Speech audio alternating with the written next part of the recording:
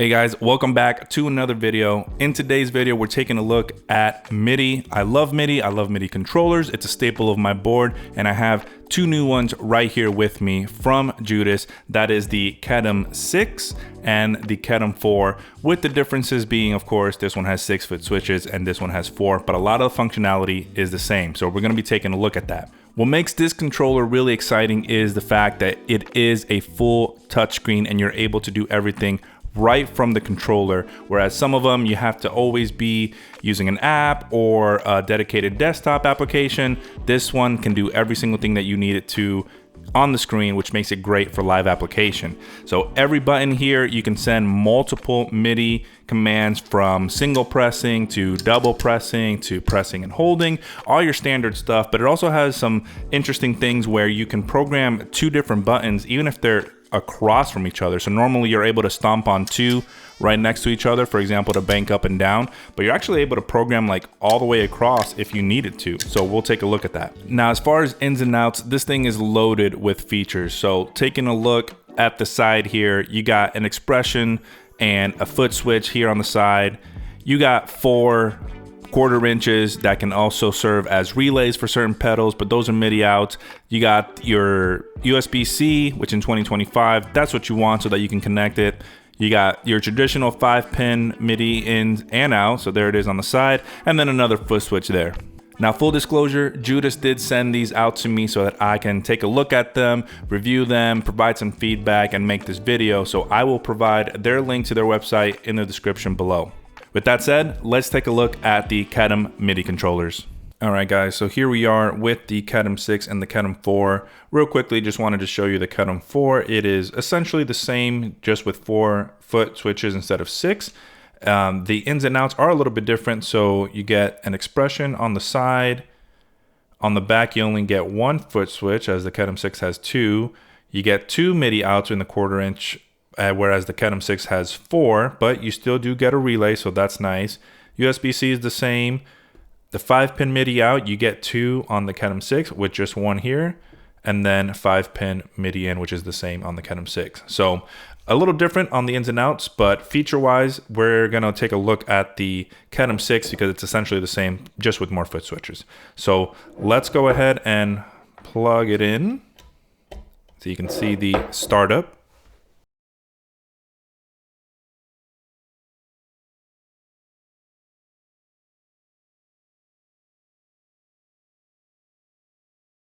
So when you turn the Kedem on, this is the first screen that you're greeted with, and it is touchscreen like I mentioned. That's really cool, and so we'll take a look at that. Now, this video can take quite a long time if I dive into every single feature, but I just want to cover a lot of the main things that you'd want out of a MIDI controller and what makes this one so cool. So let's start with the BPM. If you see right here where it says global 100, you can press on that and then change your BPM either up and down by 10 or up and down by 1 if you need to be more granular. So that's really cool.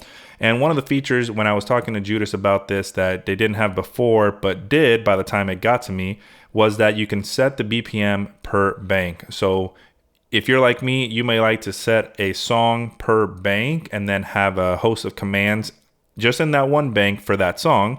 But when you bank up to the next song, you need the BPM to switch, and maybe you need a whole new set of commands for that song, different effects and so forth. And so having the BPM switch with you bank to bank is really cool, and I'm glad they were able to get that in here. But you can set it by bank, or you can even just set it to a foot switch if you needed to just engage that for whatever reason. What's really cool is that if you like BPM, you have it there, but you could also switch it to milliseconds if that's something you're more used to. Now, another thing with BPM is clock presets. You can see here in the upper right. So much like a bank where you may save a certain set of MIDI commands and then switch them in the next bank, you can also set BPM banks so that maybe you just need the same commands and you don't need multitude of banks. You can just stay on one bank, but you do need your BPM to switch. You can just set these, edit them, make a few of them, and then as you're playing, you can just go through your BPM presets. So that is really nice that you get, looks like 30 of those at your disposal.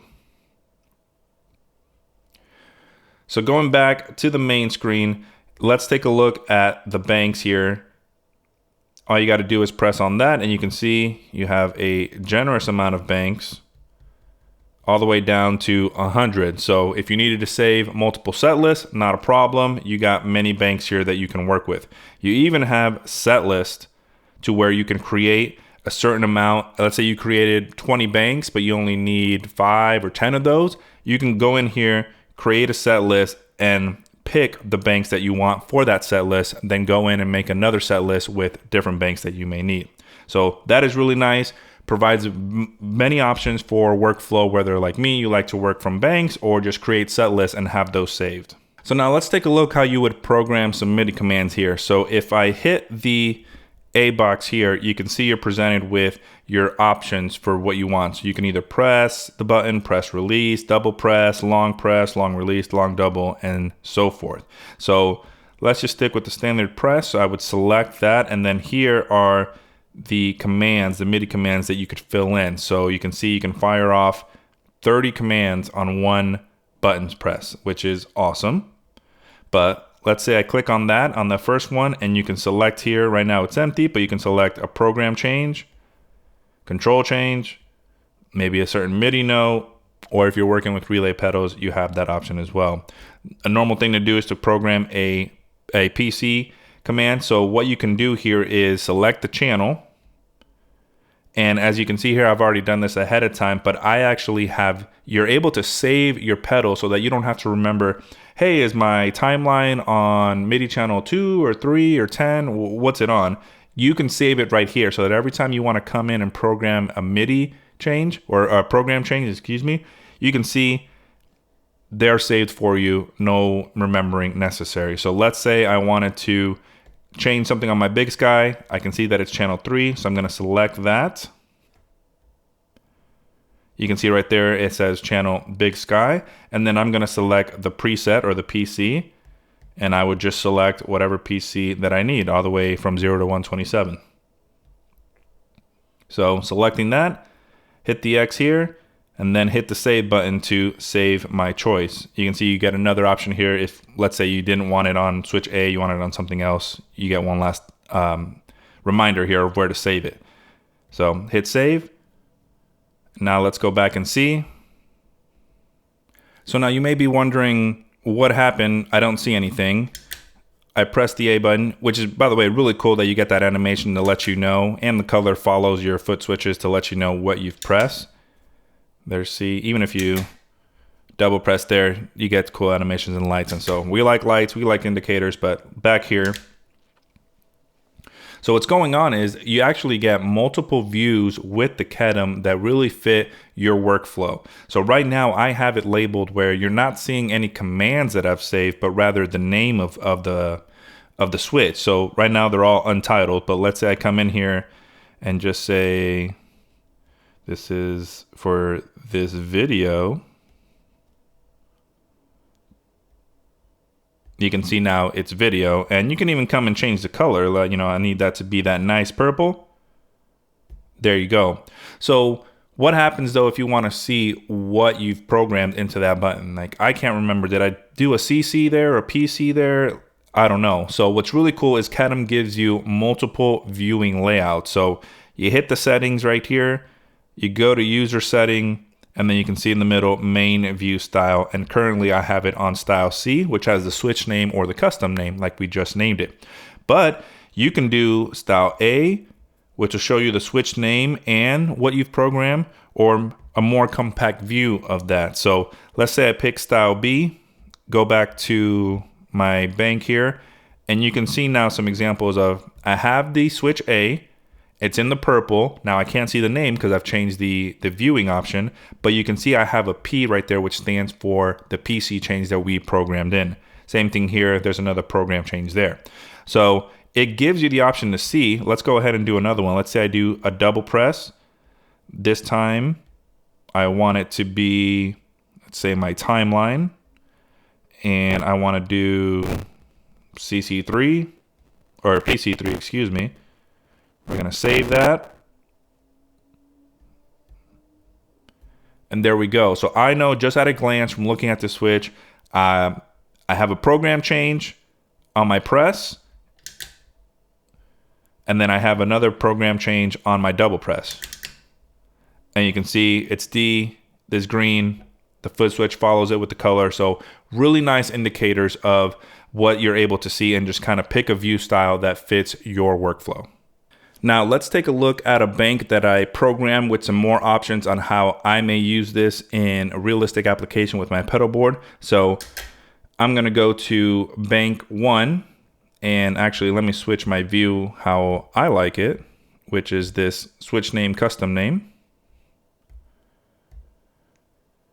And here we go. So you can see I've labeled my overdrives not only in color but in name. So I have the Lightspeed, the Benton, and the 1981. But in my head, I got the green for mild, the orange for medium, and then the red for just full-on distortion with that 1981. And then on the top, I got my R1, R2, R3, which are my reverbs, and then my delays in here. So really nice. If I had this on my pedal board, I can use my switcher with it and then just do everything that I need from an overdrive perspective to selecting my reverbs and everything. It's just here, and it's really easy to program. You see me do it. No computer necessary. I could do this in the middle of an airport, on stage, at home, wherever I need. I can get ready for my set list that I'm playing. Now, earlier in the intro, I talked about how you can program different buttons of combinations to do different things. So you have your standard presses and your double presses and so forth, but you can also program 2 switches to do something else. So you've seen me kind of do it with the banking up and down.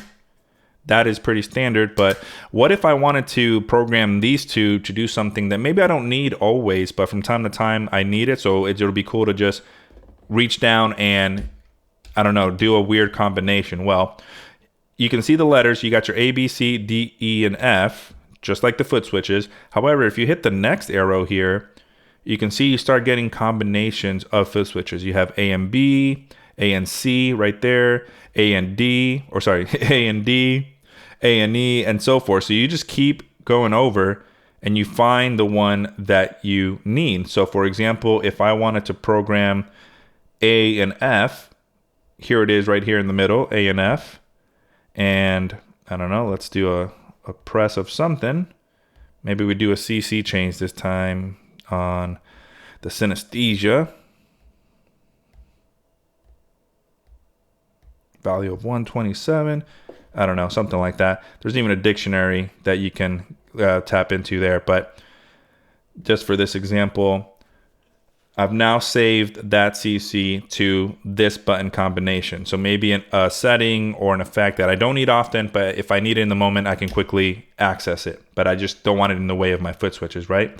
Well, we can do that doing the A and F switch, and there it goes. You can see both lights have turned on. Now, you can't see it because of my viewing option, but let me just change that for you. So that you can see it is programmed in there, the press, and that's why these 2, A and F, are lit up from our option that we chose. So that is really cool to just be able to use every single button to how you like. You know, a lot of times we get the 2s that are right next to each other, but sometimes we want to be able to do something different and just access something a little different. So the Kedem allows you to do that. Lastly, I'll just cover some of the cool settings here. So you have some favorites that you're able to use. So this would be for if you use a MIDI command often, or maybe you're switching pedals out, but your MIDI commands stay the same. You could save some favorites here and program it in. So that way, when you're programming your buttons or your set list, you can just access your favorites. So you get a few here of your most go-tos that you can save yourself some time and program them in one time, and then you'll have it saved as a favorite. You get the MIDI options, so all your standard stuff to have your MIDI clocks and so forth. TRS, you can come in here and select what your quarter inches are doing. So right now they're all set to type A, you can see right here, but maybe you need type B or the tip active or the ring active. You can come in here and set all that nice and easy. It even does Air MIDI. So the Judas YouTube channel and Instagram, they have some shorts and videos where you can see them actually controlling other pedals via that Air MIDI. And so that is a really cool feature if you're maybe need to control something on one part of the stage and the thing you need to control is on the other side of the stage. This thing has got it. You got Air MIDI, you can do that. And then we've looked at the user settings a little bit, where you can do a factory reset. If things go wrong or you just need a blank canvas, you can do that. Rename your device and then choose those viewing styles like we've been doing. Lastly, firmware updates over the air. So while you do have that USB-C, you don't actually need to plug it in to receive any updates that come along the way. So that's gonna do it for this video, guys. The Kedem 6 is truly an awesome MIDI controller, and they're just getting started. A lot of the features that these things have are things that other MIDI controllers have had to implement over the years, and Judas has been able to do that from the get-go. That combined with a really nice touchscreen, it's super responsive. I don't have a problem selecting things or programming things. You saw me do that right then and there. So once you get the hang of it, you're able to program your set list really fast and use some of the settings to even save you more time. Now, while being able to do everything on the device itself is really cool, really nice, really convenient, especially in a live application, I would like to see some sort of desktop application in the future. Hopefully, if I could pick one thing that they can do or improve upon or get some feedback on, would be to do that.